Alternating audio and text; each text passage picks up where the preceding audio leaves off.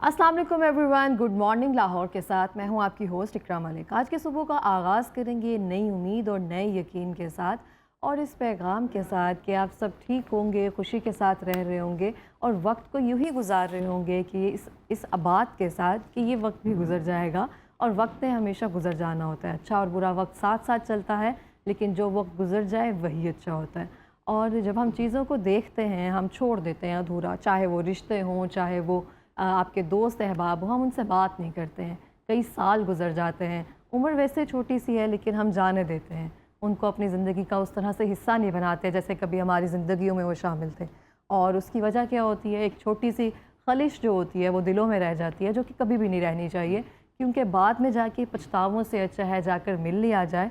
और एक शेर जो है मैं वो कहना चाहूँगी कि आवाज़ दे के देख लो कि शायद वो मिल ही जाए, वरना उम्र भर का सफ़र रायगा तो है। तो जो लोग आपकी ज़िंदगी में शामिल हैं उनको एक बार आवाज़ देकर देख ली जाए, शायद वो आ ही जाएं।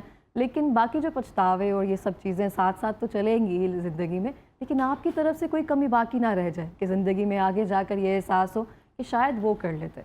तो आवाज़ देना कोई मुश्किल काम नहीं है, जब तक हयाती है तब तक आवाज़ दे लेनी चाहिए, बैठ कर बात कर लेनी चाहिए। जो भी रिश्ते नाते हैं उनको खुश असलूबी के साथ निभा लेना चाहिए और जो भी खलिशें हैं उनको ख़त्म कर देनी चाहिए। इसी के साथ ही प्रोग्राम का बाकायदा आगाज़ करेंगे। हमारे साथ पहले सेगमेंट में मौजूद होंगे माहिर नफ्सियात, उनसे हम बात करेंगे बच्चों के साथ होने वाले जिनसी ज़्यादती के वाक़यात के हवाले से और समझने की कोशिश करेंगे कि ऐसे वाक़यात के रहनुमा होने में कौन से नफ्सियाती अवामिल कार फरमा होते हैं। प्रोग्राम के दूसरे सेगमेंट में हमारे साथ मौजूद होंगे एक मुमताज़ IT एक्सपर्ट और उनसे हम बात करेंगे ऑनलाइन अर्निंग के हवाले से और मज़ीद ये भी जानने की कोशिश करेंगे कि आजकल पाकिस्तान भर में इंटरनेट सारिफिन को जिन मुश्किलात का सामना है उसकी वजह क्या है और उसका हल क्या है। प्रोग्राम के तीसरे सेगमेंट में हमें ज्वाइन करेंगे बॉक्सर अब्दुल अजीज़ और उनसे हम बात करेंगे उनकी अब तक की समेटी गई कामयाबियों के हवाले से और मज़ीद जानने की कोशिश करेंगे कि मुस्तकबिल को लेकर उनकी क्या प्लानिंग्स हैं। प्रोग्राम के चौथे और आखिरी सेगमेंट में हमारे साथ मौजूद होंगे लॉन्जेविटी एक्सपर्ट डॉक्टर दानियाल शीर, जिनसे हम बात करेंगे डिटॉक्सिफिकेशन के मौजू पर। उनसे जानने की कोशिश करेंगे कि इंसानी वजूद में मौजूद नुकसानदेह या जहरीले मवाद को कैसे ख़त्म किया जा सकता है। प्रोग्राम में आगे बढ़ते हैं और बात करते हैं साइकोलॉजी के बारे में। हम जिस माशरे में रह रहे हैं वहाँ पे बच्चों के जिनसे इस्तेसाल के बहुत सारे वाक़यात जो हैं वो सामने आते हैं। कुछ रिपोर्ट होते हैं, कुछ रिपोर्ट नहीं होते हैं। और सेकेंडली ये कुछ वाक़यात ऐसे होते हैं बच्चों के जो ज़िंदगी में ट्रॉमा बनकर साथ चलते हैं और वो ताउम्र आपके साथ रहते हैं जब तक आप ज़िंदा रहते हैं। कुछ वाक़यात ऐसे होते हैं जहाँ जो ना हम किसी से कह सकते हैं, लेकिन हमारे एक्सप्रेशन से, वो बिहेवियर से वो चीज़ें कहीं ना कहीं समझ आ रही होती हैं कि ज़िंदगी में कोई ट्रॉमा ऐसा गुजरा है। इस बारे में हम बात करेंगे। हमारे साथ मौजूद हैं माहिर नफ्सियात प्रोफेसर डॉक्टर गुलजार अहमद साहब, जो कि माहिर समाजी नफ्सियात भी हैं। इंटरनेशनल लेवल पर भी ये काफ़ी सेमिनार जो है वो कंडक्ट करवाते हैं। उसके अलावा मुख्तलिफ यूनिवर्सिटीज़ में इस पर लेक्चर्स भी देते हैं साइकोलॉजी की तालीम पर। और उसके अलावा Pakistan council of family relations के सदर हैं आप। अमेरिकन साइकोलॉजिकल एसोसिएशन में बैनुल अक़वामी नफ्सियाती ग्रुप के human rights and global well being के चेयरमैन पर्सन भी हैं। इनसे हम बात करेंगे क्योंकि इनका काफ़ी एक्सपीरियंस है और इसकी एजुकेशन भी देते हैं, सेमिनार्स भी कंडक्ट करवाते हैं। इनसे बात करते हैं। अस्सलाम वालेकुम। वालेकुम अस्सलाम। जी सर, कैसे हैं आप? अल्हम्दुलिल्लाह सर बहुत शुक्रिया प्रोग्राम में तशरीफ़ लाने के लिए फर्स्टली तो। और सेकेंडली सर मुझे बताएं कि ये माहिर नफ्सियात और साइकोलॉजिकल इसका कैसे स्टार्ट किया आपने? ये मेरा कैरियर जो था वो एजुकेशन में गवर्नमेंट कॉलेज लाहौर से शुरू हुआ और उसके बाद तकरीबन 19 साल सर्विस करने के बाद मैं फिर फ़ॉरेन कंट्रीज़ में चला गया और मोस्टली मैंने बहरीन में बहुत सी यूनिवर्सिटीज़ में, बैनुल अक़वामी यूनिवर्सिटीज़ में टीचिंग की, मुख्तलिफ सब्जेक्ट्स पढ़ाए। In the mean time I travelled around the world और मैंने तमाम जो मुख्तलिफ कह लें कि Asia, Africa, Europe, America, Australia, और वहाँ पर मैंने बहुत सी प्रेजेंटेशंस दी और वहाँ पार्टिसिपेशन की और अल्हम्दुलिल्लाह बड़ी कंट्रीब्यूशन मैंने अपनी तरफ से की। और आजकल मैं ज़्यादातर एक यूनिवर्सिटी के साथ विजिटिंग फैकल्टी पर हूँ और साथ ही अमेरिकन साइकोलॉजिकल एसोसिएशन के साथ हमारा एक ग्रुप है peace, human rights and global wellbeing, उसको मैं चेयर कर जी। और हम बहुत से सेमिनार्स और इंटरनेशनल लेवल पर कंडक्ट करते हैं जिससे कि हम बैनुल अक़वामी अमन के लिए हम क्या कर सकते हैं और क्या करना चाहिए और बेशुमार सोशल इश्यूज़ पर हम बात करते रहते हैं। सर मुझे बताएं कि आप जब आपने करियर का आगाज़ किया उस टाइम चाइल्ड अब्यूज़ की क्या सूरत हाल थी और अब क्या सूरत हाल है? फर्स्टली जो पहला सवाल है मेरा, वो बताइए कि चाइल्ड अब्यूज़ बेसिकली है क्या, उसकी सब टाइप्स भी होती हैं? ये सबसे पहले तो मैं ये कहूँगा कि आज जो आपने मौजू चुना है, ये मेरा ख़्याल है कि दुनिया का सबसे अहम तरीन और इंसान का सबसे अहम one of the most important जो टॉपिक आपने सेलेक्ट किया है, क्योंकि बीइंग एजुकेशनिस्ट और बीइंग साइकोलॉजिस्ट मैं समझता हूँ कि इंसान जो बनता है उसकी शख्सियत यानी उसकी जो तरबियत होती है वो एक्चुअली चाइल्डहुड में ही हो जाती है। शख्सियत की जो फाउंडेशंस बनती हैं वो हमारे बचपन में ही बनती हैं, और बहुत से माहिरीन नफ्सियात इस बात पर मुत्तफ़िक है कि हमारे अर्ली ईयर्स ऑफ लाइफ जो हैं वो सबसे ज़्यादा अहम है हमारी ज़िंदगी में। लाइफ में तो जब हमारी फाउंडेशन जो जो ईयर्स हैं वो अगर बनते हैं, जो एडोलेसेंट एज तक कह लें, 18 ईयर्स तक मैक्सिमम, और जितनी अर्ली एज पर आप जाएँ सबसे ज़्यादा डेवलपमेंट, रैपिड डेवलपमेंट और उसका इम्पेक्ट और उसके असरात जो हो रहे होते हैं वो अर्ली एजेस पर ही हो रहे होते हैं, और वो लाइफ लॉन्ग असरात चलते हैं उसको। इसलिए अगर वो प्लेजेंट लाइफ गुजारता है या वो ट्रॉमा में गुजरता है या वो मुश्किलात में गुजरता है, तो उसके असरात उसकी शख्सियत पर, क्योंकि जितने भी उसकी ऑब्जर्वेशंस हैं, उसके एक्सपीरियंसेस हैं, जो उसका इन्वायरमेंट है ट्रॉमा को लेकर वो उसको उस पर असरअंदाज हो रहा होता है और वो उसके लाइफ लॉन्ग असरात होते हैं। तो अगर ये जो आपने पूछा चाइल्ड अब्यूज़, यानी ये हर किस्म का जो नारवा सलूक है, बुरा सलूक है, बदसलूकी है बच्चों के साथ, मसलन फ़िज़िकल है या साइकोलॉजिकल है, इमोशनल है, इवन निगलेक्ट जो हम करते हैं, नज़रअंदाज कर देना बच्चों की तरबियत को, सवालों के जवाब ना देना, और बहुत से ये इंटेलेक्चुअल अब्यूज़ भी अब शामिल किया जा रहा है, बल्कि फ़ाइनेंशियल अब्यूज़ भी एक किस्म है। इस तरह की बहुत से अब्यूज़ हैं, वैराइटीज़ ऑफ अब्यूज़ हैं जो कि बच्चों के साथ चल रहे होते हैं, और वो हम जानते या ना जानते या डायरेक्टली इनडायरेक्टली, कॉन्शियसली या अनकॉन्शियसली उन पर असरात हो रहे होते हैं जो कि उनकी शख्सियत को बनाते हैं, और यही लोग आगे बढ़कर मुल्क व कौम में हिस्सा लेते हैं। अगर आप देख लेंगे कि अगर शख्सियत अच्छी होगी तो अच्छे लोग पैदा होंगे, आगे चलेंगे, और अगर बुरी शख्सियत बचपन में ही हमने उसको गलत बना दिया तो आगे भी शख्स वैसा ही रहेगा। जी ऐसे ही है सर। सर मैं आपसे पूछना चाहूँगी, हम फिज़िकल जो इमोशनली अब्यूज़ है, साइकोलॉजिकल अब्यूज़ है, उस पर बाद में आते हैं। पहले अगर हम फिज़िकल अब्यूज़ पर आते हैं, कोई बच्चा अगर जिनसे इस्तेसाल का शिकार हुआ होता है फिज़िकली, तो उसके साइकोलॉजिकल क्या इम्पैक्ट होते हैं? अगर खुदा ना खास्ता किसी बच्चे को बचपन में वो ट्रॉमा देखने को मिलता है, और मैं कहती हूँ 90% जो बच्चे हैं ना उन्होंने लाजमी ये चीज़ें फ़ेस की होती हैं, चाहे वो बैड टच हो, चाहे वो कुछ भी हो, तो वो फेस की होती हैं। तो उसके जो है उनके बड़े होने पे क्या असरात होते हैं और कैसे पता चलता है कि इसने कुछ फेस किया हुआ है? जी, आपने बिल्कुल ठीक कहा। तकरीबन 90% कह लेंगे, 80 to 90% मुख्तलिफ जो स्टडीज़ हैं वो बताती हैं कि हमारे मुल्क में फ़िज़िकल अब्यूज़ होता है। फ़िज़िकल अब्यूज़ से मुराद है कि बच्चों को बिला वजह मारना, उनको समझ ही नहीं है कि किस बात से उनको सज़ा मिल रही है, उनका फ़हम ही नहीं है इस टाइप पर, और उनकी खामखा उनके साथ ज़्यादती करनी, पनिशमेंट करनी, और वो इतना बुरा महसूस करते हैं कि ये हमारे साथ क्यों बुरा सलूक किया जा रहा है, मगर ये सलूक करते जाते हैं, पेरेंट्स भी करते हैं, स्कूल्स में टीचर्स करते हैं, और ये बच्चे में इनसिक्योरिटी की फीलिंग पैदा होनी फीलिंग हो जाती है, हाँ जी, कि मैं कमतर हूँ, पता नहीं मुझे क्यों सज़ा मिल रही है, या बहुत इसके असरात तो खैर बहुत ज़्यादा हैं।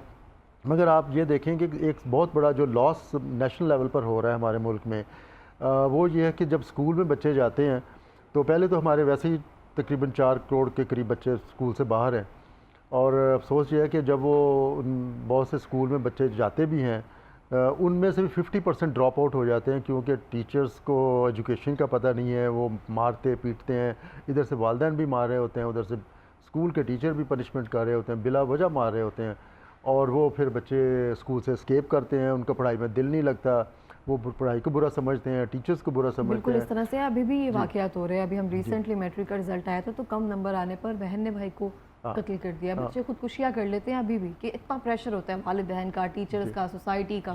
जी जी, तो ये बड़ी अनडिज़ायरेबल चीज़ है एक बच्चे के लिए, और वो बच्चा हमेशा के लिए इतना मतलब अंदर ही जा तो वो अपने आप को पहले तो सेल्फ एस्टीम उसकी इंजर होती है कि मैं बस बुरा शख्स हूँ, मैं कुछ अच्छा कर ही नहीं सकता, हाँ अच्छा कुछ कर ही नहीं सकता, मेरे में सलाहियत नहीं है, एक वो कॉन्फिडेंस उसका शटर हो जाता है पहले तो।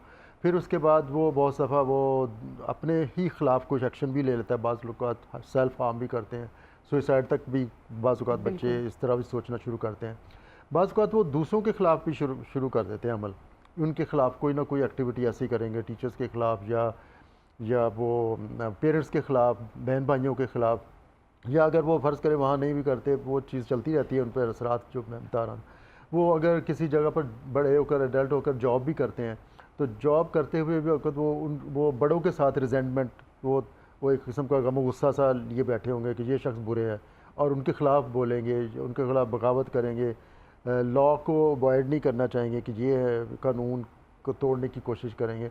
तो इसके बहुत बुरे असरात हैं, लाइफ लॉन्ग बुरे असरात हैं। बिल्कुल इस तरह से है। तो सर मुझे बताइए कि इसको तो हम इस तरह से ही दुरुस्त कर सकते हैं ना कि सबसे पहले तरबियत तो घर से शुरू होती है। फर्स्टली बच्चों को इतना कॉन्फिडेंस दिया जाए कि वो जो उनके साथ स्कूल में, ट्यूशन्स में या जो पढ़ने जाते हैं अकेडमीज़ में, वहाँ पे जो भी सलूक हो वो घर आकर फौरी तौर पर बताएं कि हमसे हमारे साथ इस तरह से ट्रीट किया जा रहा है।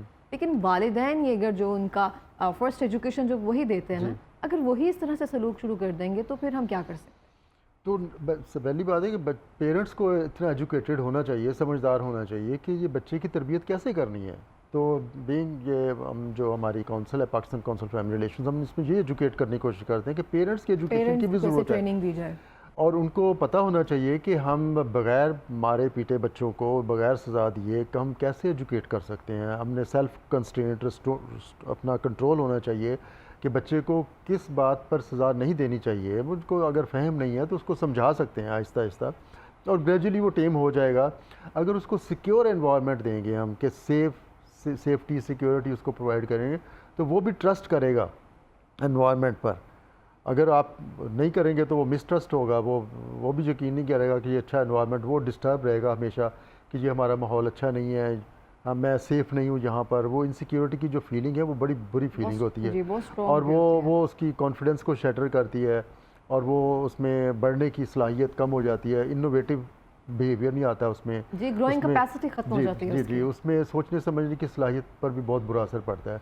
तो पेरेंट्स की एजुकेशन के साथ साथ मैं बता रहा हूँ कि टीचर्स की एजुकेशन की भी बहुत ज़रूरत है, क्योंकि बहुत से पेरेंट्स और टीचर्स समझते हैं कि मारने के सिवा तो ये बच्चा सीधा नहीं हो सकता। डांटने, सज़ा देने के सज़ा देने से इसको, मैंने ऐसे भी देखे हैं पेरेंट्स के जाके स्कूल में टीचर्स को कह रहे होते हैं बेशक बच्चे की आप टांगे तोड़ दें, इसको सबक याद होना चाहिए, इसको हड्डियां हमारे ये, हाँ, ये जो मर्जी आप इसके साथ करें, ये बहुत बुरी बात है। और बाज़ का टीचर्स भी रुथलेसली मारते हैं, और कई दफ़ा आपने केसेस सुने होंगे, इतनी किसी की कान ख़राब कर दिया, आंखें ख़राब कर दी, या को डैमेज कर दिया, हड्डियाँ तोड़ दी। और कई दफ़ा मदरसों में ख़ास तौर पर आपने सुना होगा कि बहुत ज़्यादा पनिशमेंट कर देते हैं। वो कुरान पढ़ने बच्चा गया हुआ है या दीन पढ़ने के लिए गया है, तो वहाँ पर इतनी सज़ा उसको मार मार के बुरा हाल कर देते हैं, उसकी गलती होगी।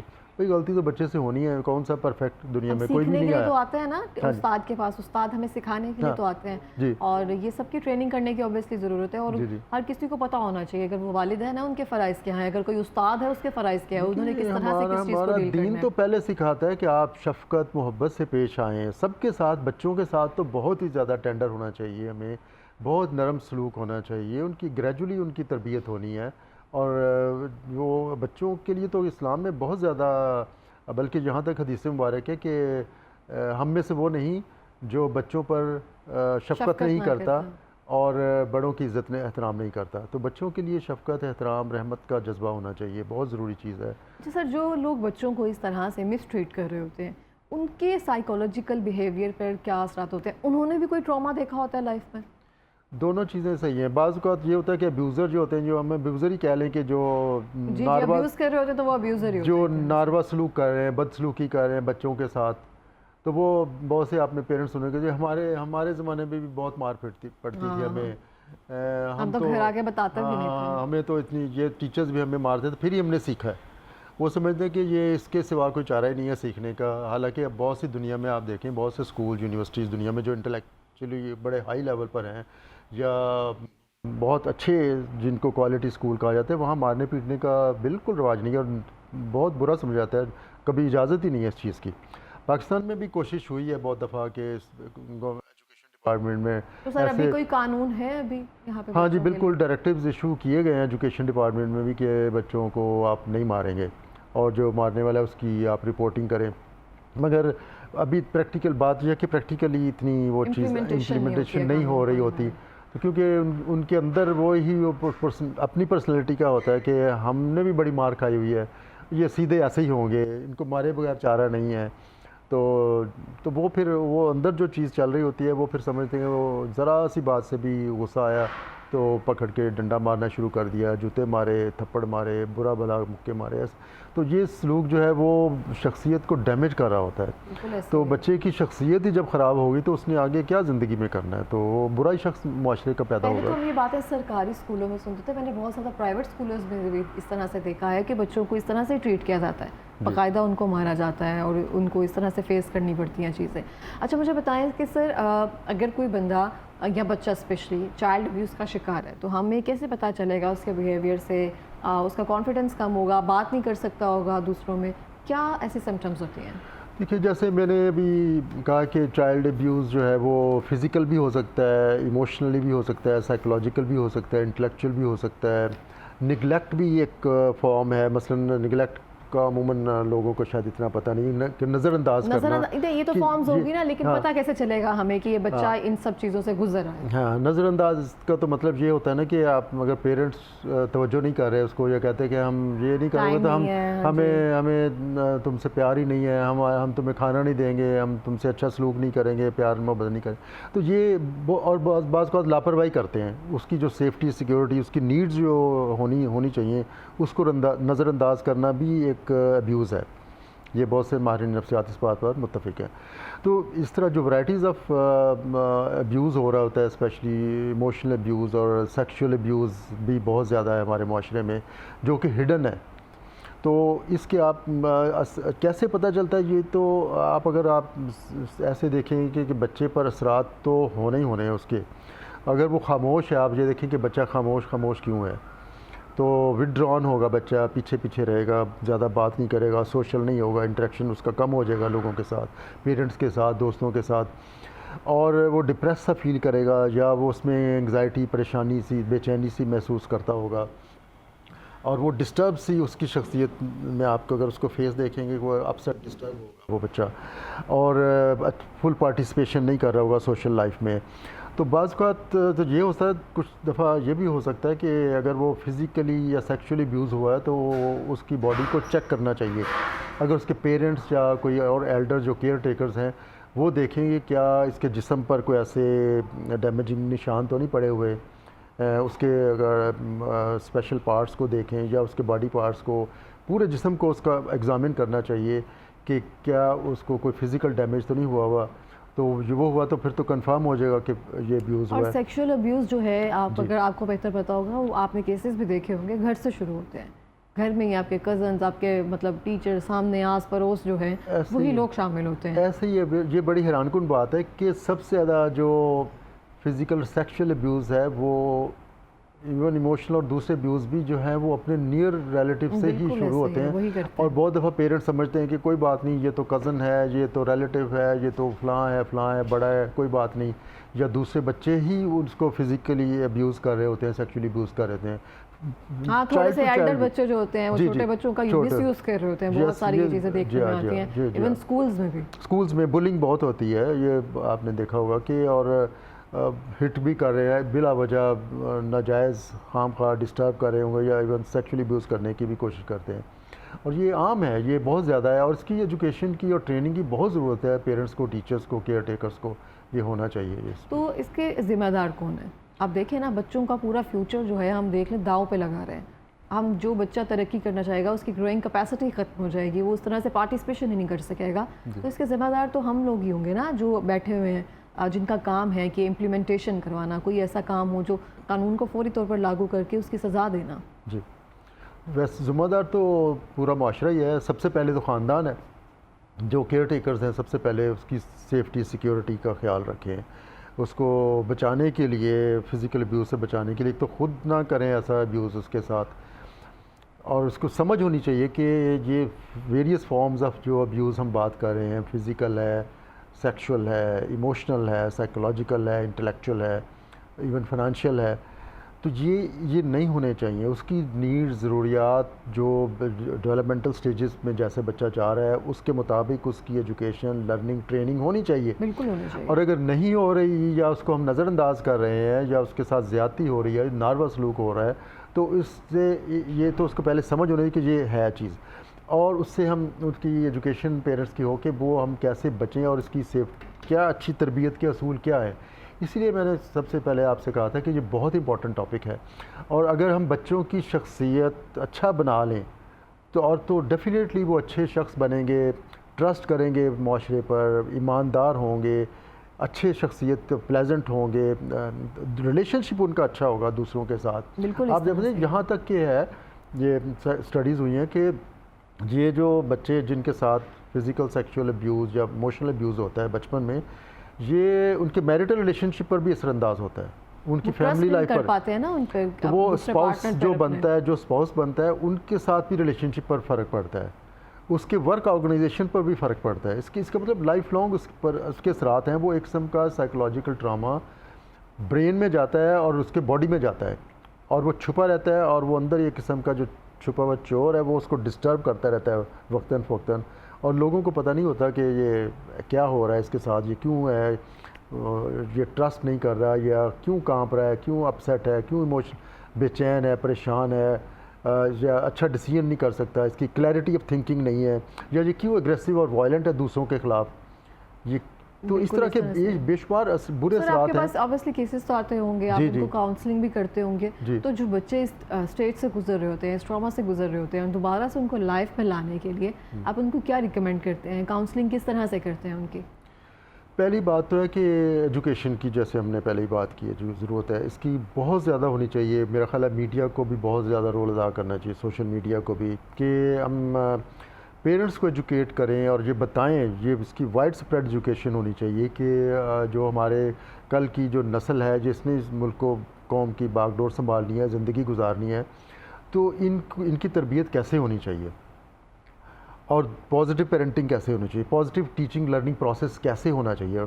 ये बड़ी ही अहम चीज़ है, क्योंकि बच्चा मतलब की जो एज है वो एडोलेसेंट की एज है, तकरीबन 18 साल तक की उम्र का कह लें कि आप, हमें उसमें बचपन में ही शुमार करते हैं इसको। बिल्कुल ऐसे। तो अगर ये तरबियत हम ठीक कर लें तो हम बहुत अच्छी शख्सियत पैदा कर सकते हैं, और बहुत से मुल्कों में ये इस पर बहुत ज़्यादा काम हो रहा है कि कैसे की जाए।